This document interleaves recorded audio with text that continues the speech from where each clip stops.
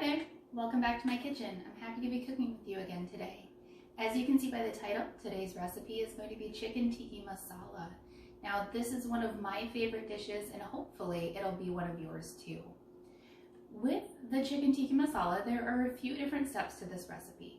So the first thing that we're going to do is prepare the marinade for the chicken.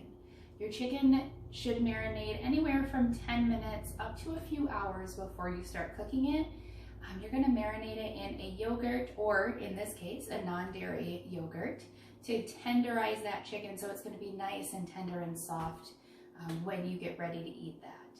So to start out with, we are going to need garlic, turmeric, garam masala, cumin, chili powder, non-dairy yogurt,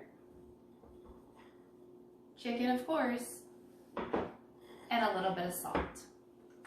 Alright guys, we're going to start by cutting up our garlic, and I buy my garlic in bulk and then I freeze some of it and then I take it out of the freezer. Of course, if you don't use a lot of garlic, you can use just buy fresh garlic.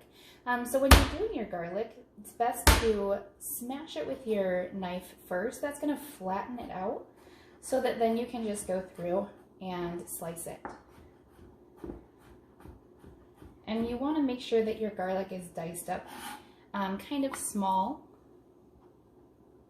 And so smash it.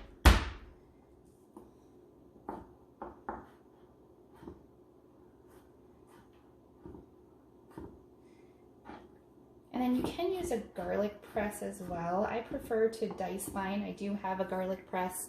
I know it's usually pretty quick using the garlic press, but I like my garlic a little bit bigger than the press will do, so. And you can adjust the garlic in this recipe as well. I, myself, like a ton of garlic, and so I'm using six cloves of garlic. I don't even know, I just grabbed a handful. Like we discussed in my last video, I don't really measure things, and so I just kind of eye it. I know what I like for my taste. Originally the recipe would call for only like 1.5 tablespoons of garlic, and so then once you do that, you can adjust it, add garlic to the next time you make it, or if that's too much garlic for you, just put less garlic in it next time.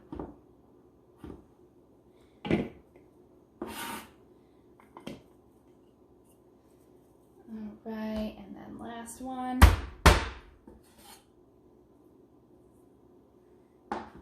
And this one doesn't even really need to be chopped up. It is smashed to bits, isn't it? Alright, beautiful. Alright, I always chop my garlic first because then I don't have to worry about washing my cutting board in between cutting the garlic and cutting the chicken. You want to make sure your chicken is the last thing that you do on your cutting board. If you do your chicken first, you'll want to make sure that you're washing that in between. And so now we're just going to cut the chicken into bite-sized pieces.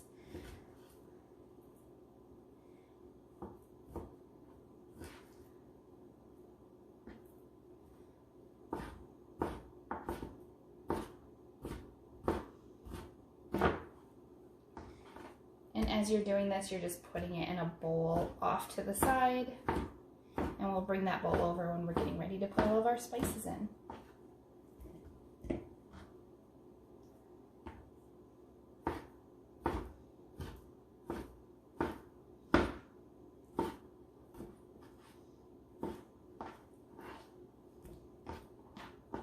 And you can cut the chicken in bigger chunks. If you like bigger chunks, you can cut it in smaller if you like smaller. You just want to try and get them all around the same size for when you're cooking that chicken. So,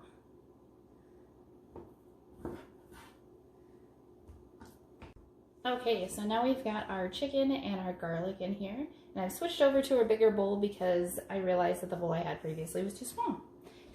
So we're going to start with our dairy-free yogurt, and we're going to put some dairy-free yogurt in there. And remember, this is a marinade, so you want enough yogurt so that it's going to cover all of that chicken. And we're going to add some ginger. Now, I don't use a lot of ginger, and so I buy the already crushed ginger. You can, of course, use fresh ginger if you use fresh. It's going to be a little bit stronger, and so you'll put a little bit less in there. And the next thing we're going to put in is the garam masala. Now, because, like the name, chicken tiki masala, this is going to be the spice that you really want to stand out. So this is the one you're going to put the most of. And so there's our garam masala, and then our turmeric.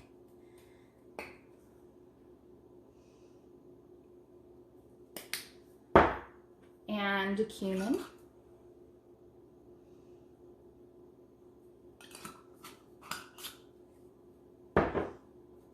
And chili powder. Now, normally you would use Kashmiri chili powder. That's kind of hard to find around here, and so this is just regular chili powder. And then for the salt, you only want a little bit of salt in here, so I just grabbed my salt shaker from my table, and we're gonna do that.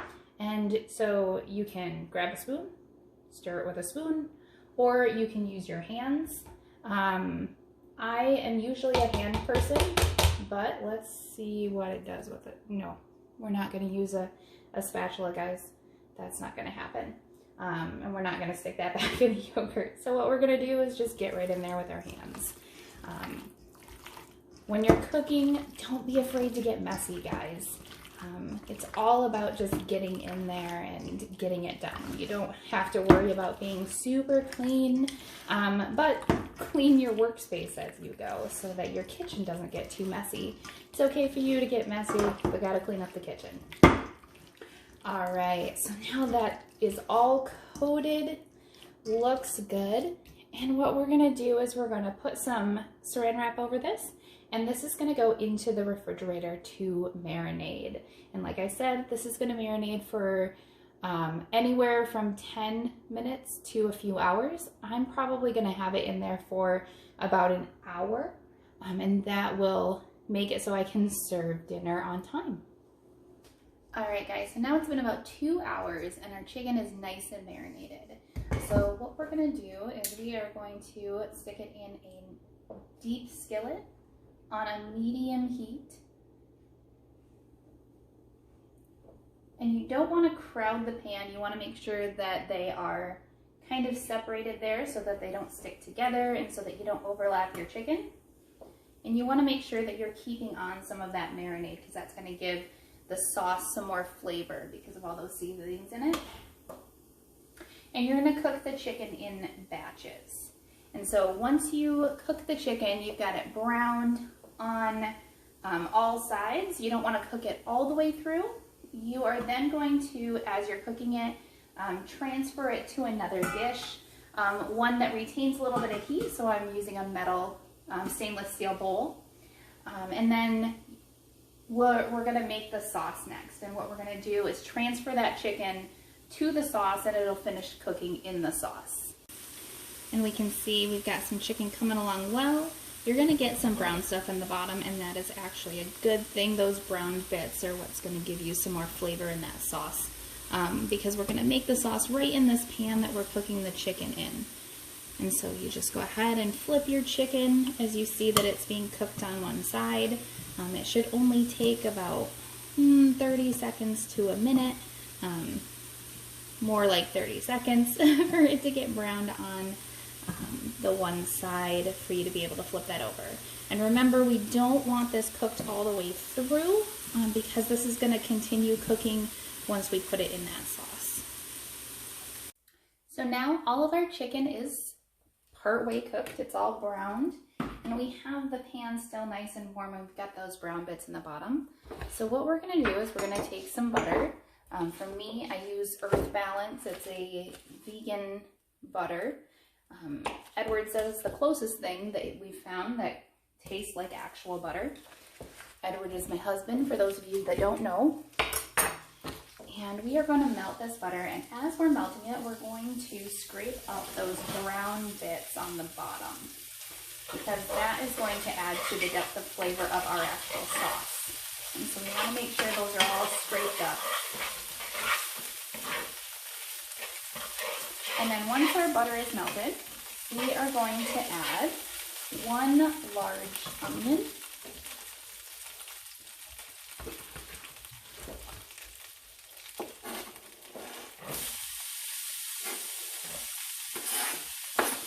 want to make sure that this is kind of a mid chop on the onion. You don't want it super fine like McDonald's hamburgers, but you don't want big chunks like you would put in like a roast.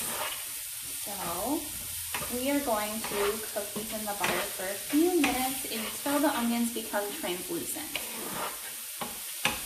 So now that our onions have become translucent, we are going to add garlic and ginger. And then when you add garlic and ginger, you want to just saute it until it's fragrant. So until you can start smelling that garlic and ginger. And that's not going to be very long. Maybe about a minute it takes.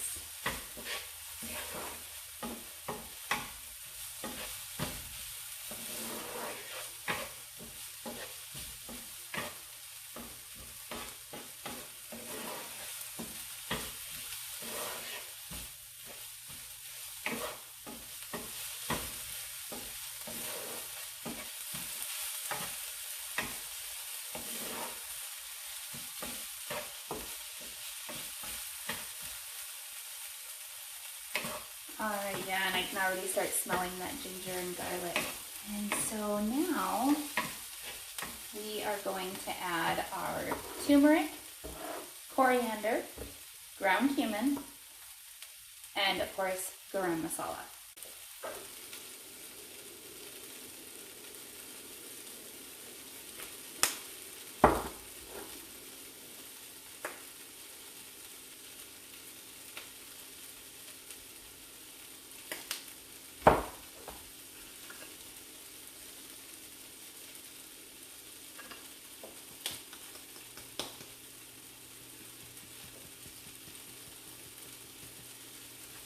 Now, if you don't measure your stuff out into little dishes beforehand, the steam will clog your holes a little bit, so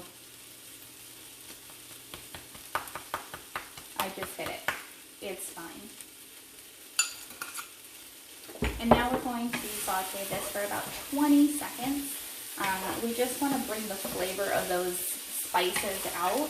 And sauteing them with your onions and garlic and ginger is going to do that instead of just putting it right in your sauce. This is going to bring the flavors out more of those specific spices.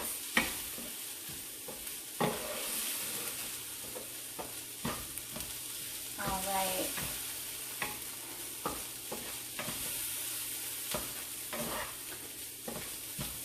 And you should start smelling those. It'll become really fragrant once you start sauteing them, which is what we want. So now to this, you are going to add your tomato puree.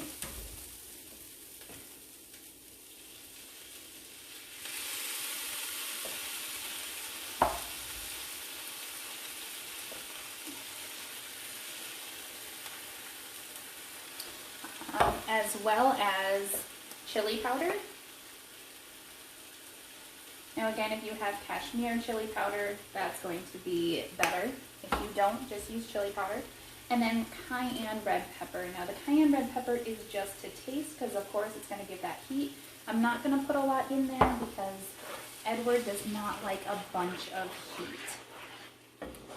And so then what we're going to do is get this all nice and stirred. And we're going to bring this down to a simmer. And we're going to let this simmer for about 20 minutes. And it's going to become thicker and it's going to turn like a darker brown color. So now our sauce is thicker and it's turned a nice brownish reddish color. It's a little bit deeper and darker than it was previously. And so we are going to add our chicken back in here with all of those juices and everything. And then we are also going to add in, normally it would be 1 1/4 cups of heavy cream. Now because this of course is non-dairy, what I've done is I have mixed up a powdered non-dairy creamer and water. And this is something that my mom had taught me growing up, is that in place of milk in place of cream, non-dairy creamer and water works. And then we're just gonna go ahead and add this in here. And if you've eaten at my house or if you've eaten anything that I've brought into work, I can almost guarantee that you've had this non-dairy creamer and water mixture without even knowing it. And so we are going to stir this all in here. And then to this, we are also going to add just a little bit of brown sugar. That's gonna help with the acid in the dish. And we only want a little bit more than a teaspoon in a dish this size. Just a small amount, like I said. We're not trying to sweeten it. We are just trying to kind of cut some of that acid. And so once you've got this all stirred, you are going to put it on a medium heat, and you're gonna let this cook for another 10 to 15 minutes. You want the chicken to cook through, and you want this to be nice and bubbly. And there we have it, guys. Chicken tikka masala with basmati rice and naan. Enjoy!